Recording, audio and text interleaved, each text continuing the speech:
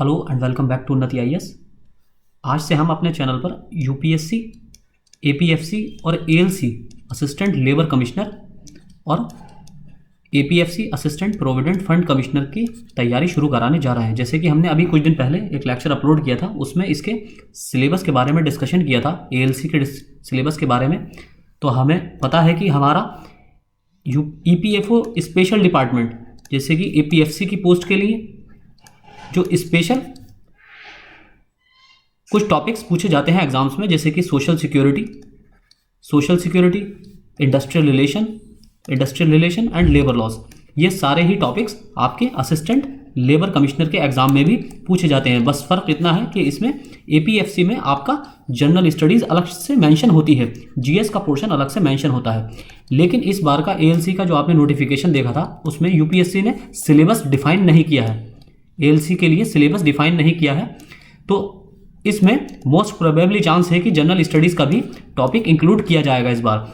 लेकिन जो अब तक 2017 तक जो असिस्टेंट लेबर कमिश्नर के एग्ज़ाम हुए हैं, यूपीएससी के द्वारा कंडक्ट कराए गए हैं, उसमें जो सिलेबस पूछा जाता था वो सिलेबस हम आपसे पहले भी डिस्कस कर चुके हैं, अभी कुछ दिन पहले की वीडियो में, और एक बार फिर देख लेते हैं। तो इसमें ये मेनली 11 टॉपिक्स हैं, जो कि सारे के सारे, अगर हम ह्यूमन रिसोर्स डेवलपमेंट को छोड़ दें और प्रिंसिपल ऑफ नेचुरल जस्टिस, ये दो टॉपिक छोड़ दें, तो सारे ही टॉपिक्स आपके एएलसी में भी पूछे जाते हैं और आपके एपीएफसी में भी पूछे जाते हैं। ये जो स्पेशल सब्जेक्ट हैं, स्पेशल जनरल स्टडीज़ के अलावा हम बात कर रहे हैं, जनरल स्टडीज़ के टॉपिक के अलावा जो स्पेशल ईपीएफओ के डिपार्टमेंट के लिए स्पेशल और यहाँ लेबर डिपार्टमेंट के लिए जो स्पेशल टॉपिक्स हैं, जैसे कि labour welfare, social work and social security, industrial relation, trade union act, trade union movement, आगे है लेबर लॉज, जिसमें इंडस्ट्रियल डिस्प्यूट एक्ट। देखिए लेबर लॉज में 16 से 17 लेबर लॉज हैं, जिसमें से सोशल सिक्योरिटी के लॉज भी इंक्लूड हैं और लेबर लॉज भी इंक्लूड हैं।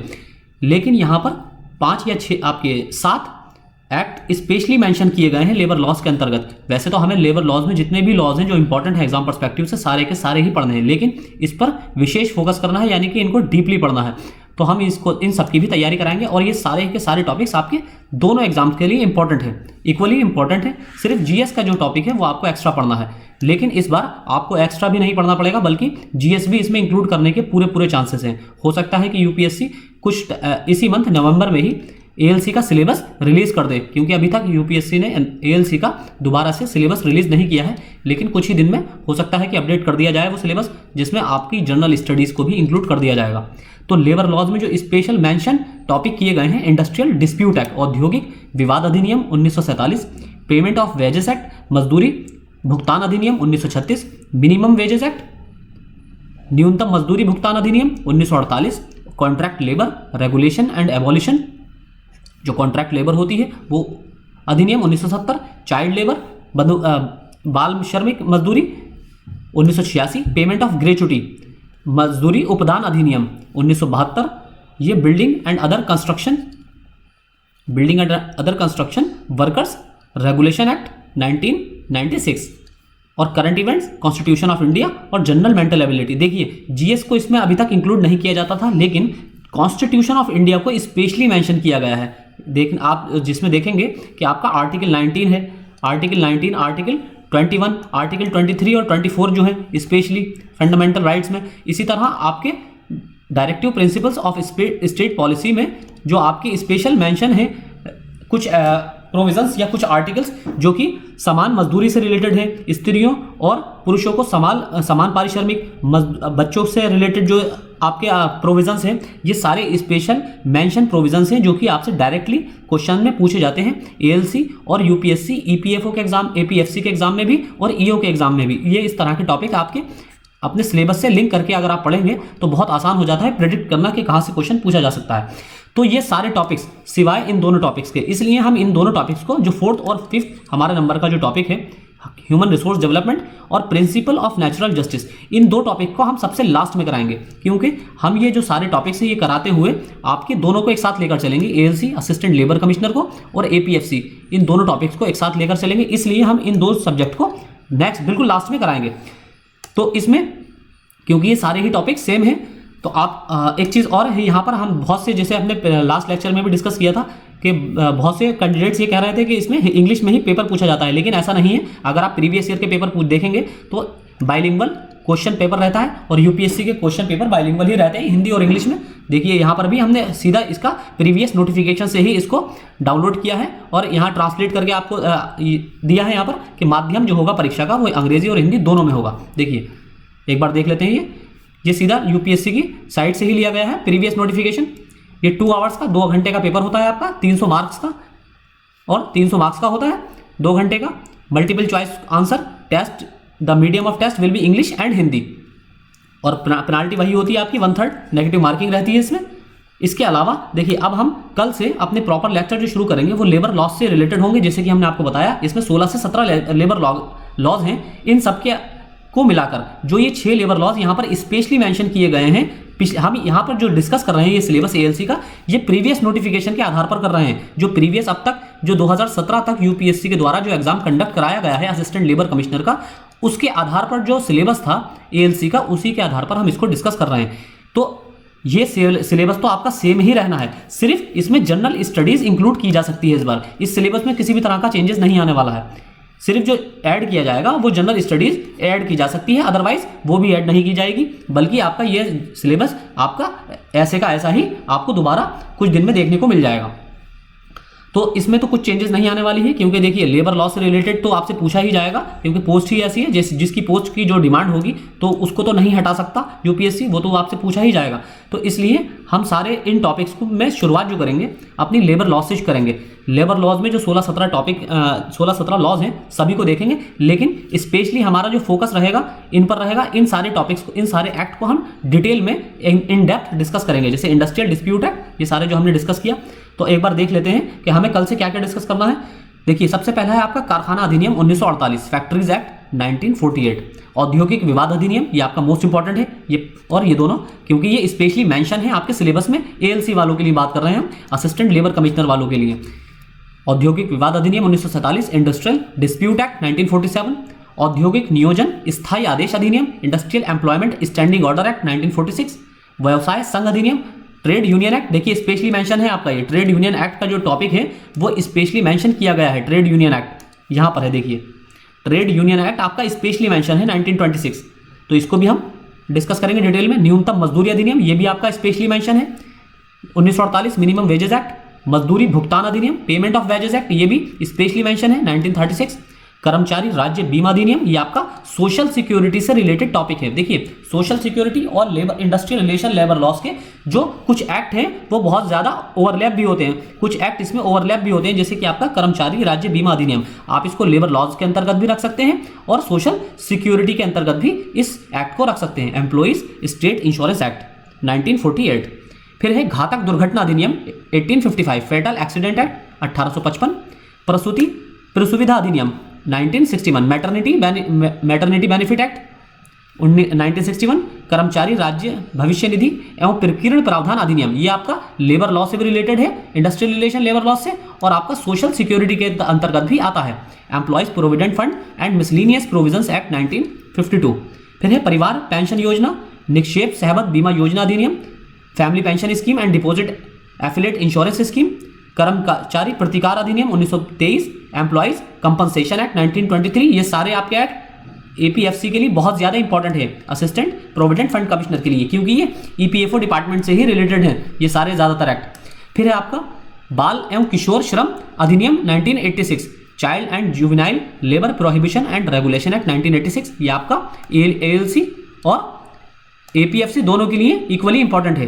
बंधुआ मजदूर प्रथा निवारण अधिनियम 1976, prevention of bonded labour practices act 1976, ठेका श्रम विनियमन और उन्मूलन अधिनियम 1970, contract labour regulation and abolition act 1970, उपदान भुगतान अधिनियम पेमेंट ऑफ ग्रेच्युटी एक्ट, ये आपका स्पेशली मेंशन किया गया है एएलसी में।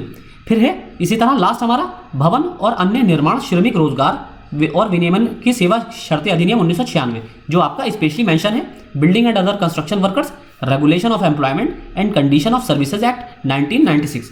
तो कल से हम अपने लेक्चर में की शुरुआत जो करेंगे कारखाना अधिनियम 1948 से करेंगे। 1881 में जब पहली बार कारखाना अधिनियम बनाया गया, उससे लेकर 1948 तक इसको डिस्कस करेंगे, क्योंकि बहुत देखिए आप में से बहुत से लोगों को कन्फ्यूजन ये भी होगा कि अब जो न्यू लेबर कोड पॉलिसी आई है उसके बाद ये शायद सारे एक्ट बेकार हो गए, इनका कोई महत्व नहीं रह गया। बल्कि ऐसा नहीं है, इसको भी हम अलग से डिस्कस करेंगे, क्योंकि देखिए न्यू लेबर कोड में सिर्फ जो चेंजेस किए गए हैं वो इतने किए गए हैं कि एक तो कोडिफाई किया गया है, ये आपको चीज़ें पता होनी चाहिए।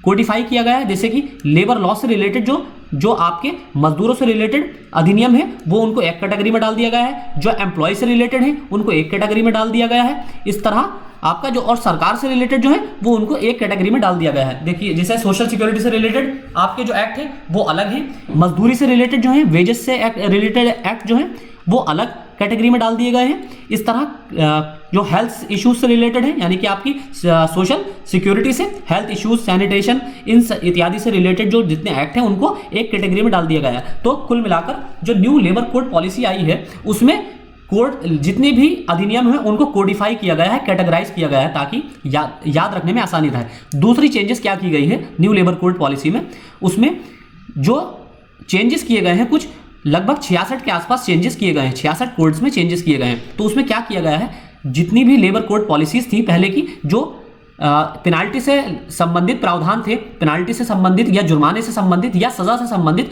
उनको थोड़ा ढीला किया गया है। ढीला किस सेंस में, एम्प्लॉयर के फेवर में, एम्प्लॉयर के फेवर में, यानी कि जो नियोजक है नियोजक के फेवर में इसको थोड़ा टिल्टेड किया गया है, थोड़ा झुकाव इसमें ढीला किया गया है। इसलिए इसकी बहुत ज़्यादा आलोचना भी की गई कि इसमें अब दोबारा से एक्सप्लॉयटेशन होने लगेगा लेबर का। इस आधार पर इसकी बहुत ज़्यादा इसको क्रिटिसाइज भी किया गया है, लेकिन ये अलग विषय है। तो हमें ये चीज़ पता होना चाहिए कि न्यू लेबर कोड पॉलिसी में स्पेशली जो चेंजेस किए गए हैं वो एक तो कैटेगरीज को लेकर किए गए हैं कि सबको अलग अलग कैटेगराइज कर दिया गया है। हौच पौच पहले की तरह हौच पौच नहीं रह गया है। सारे एक्ट जो मजदूरी से रिलेटेड हैं वो सारे एक्ट एक साइड, जो हेल्थ से रिलेटेड हैं वो सारे एक्ट एक साइड, इस तरह से लेबर वेलफेयर से रिलेटेड एक्ट एक साइड। तो इस तरह से कोडिफाई किया गया है। दूसरी चीज़ कि जो चेंजेस किए गए हैं पेनाल्टी में, सजा में, वो क्या किया गया है, एम्प्लॉयर के फेवर में किए गए हैं। देखिए जहां पर जैसे 6 महीने की सजा थी तो उस सजा को खत्म कर दिया गया है, जहां पर 1 साल की सजा थी तो उसको कम करके 6 महीने कर दिया गया है, इसी तरह 2 साल वाली को 1 साल कर दिया गया है। तो इस तरह से सजा में भी चेंजेस किए गए हैं, ढिलाई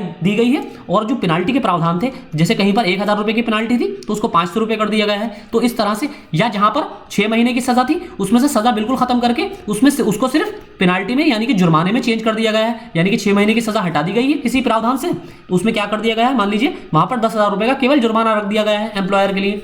तो इस तरह इसको एम्प्लॉयर की तरफ टिल्टेड कर दिया गया है, इसको झुका दिया गया है, यानी कि इसको ढील जो दी गई है एम्प्लॉयर के फेवर में दी गई है। तो हम न्यू लेबर कोड पॉलिसी को सबसे लास्ट में डिस्कस करेंगे। हालांकि हमने न्यू लेबर कोड पॉलिसी अपने ईपीएफओ का जो ईओ का एग्जाम था उसके संदर्भ में भी डिस्कस की थी, और ये सारे एक्ट जो हमने ऊपर मेंशन किए हैं इन सबको भी हम पहले डिस्कस कर चुके हैं। लेकिन जैसे कि कुछ स्पेशल एक्ट जो है जिसको हमने डिस्कस नहीं किया है वो है हमारा ठेका श्रम अधिनियम और उपदान, ये तो हमने डिस्कस किया है। पेमेंट ऑफ ग्रेचुइटी एक्ट भी डिस्कस किया है पहले के लेक्चर्स में, ये हमारे चैनल पर उपलब्ध है, आप चाहें तो देख सकते हैं। और भवन और अन्य निर्माण श्रमिक अधिनियम, इसको भी हमने डिस्कस नहीं किया है। तो ये कुछ वैसे तो हम टोटल सारे ही लेक्चर जितने भी एक्ट हैं सभी को डिस्कस करेंगे एक बार दोबारा से और डिटेल में डिस्कस करेंगे। जितना भी एग्जाम, देखिए ईपीएफओ का जो एपीएफसी का एग्जाम होता है या ईओ का एग्जाम होता है उसमें और इसमें एक डिफरेंस है।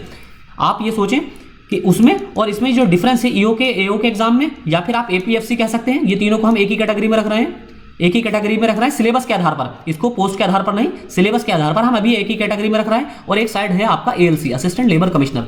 तो इसमें जो ये स्पेशल मेंशन टॉपिक्स हैं जैसे कि social security, industrial relation and labour laws और आपका ट्रेड यूनियन एक्ट वगैरह, ये जितने भी एक्ट हैं इनमें और इनमें यहाँ पर जो पूछा जाएगा और एएलसी के अंदर जो क्वेश्चन पूछा जाएगा वो बहुत ज़्यादा कंपैरेटिवली डीप पूछा जाएगा। एपीएफसी में आपसे ऊपरी तौर पर क्वेश्चन पूछा जाएगा इन टॉपिक से, लेकिन एएलसी के अंदर इससे डीप क्वेश्चन पूछा जाएगा, यानी कि आपसे धाराएं भी पूछी जा सकती हैं जो कि एपीएफसी में नहीं पूछी जाती हैं। आपसे गठन उसके कंपोजिशन के बारे में भी पूछा जा सकता है, किसी जो बॉडी होती है जैसे कि एडजुडिकेशन बॉडी होती है, आर्बिट्रेशन बॉडी होती है, तो इनके बारे में आपसे कंपोजिशन के बारे में भी पूछा जा सकता है। जबकि एपीएफसी इत्यादि के एग्जाम में इस तरह का डीप क्वेश्चन नहीं पूछा जाता है।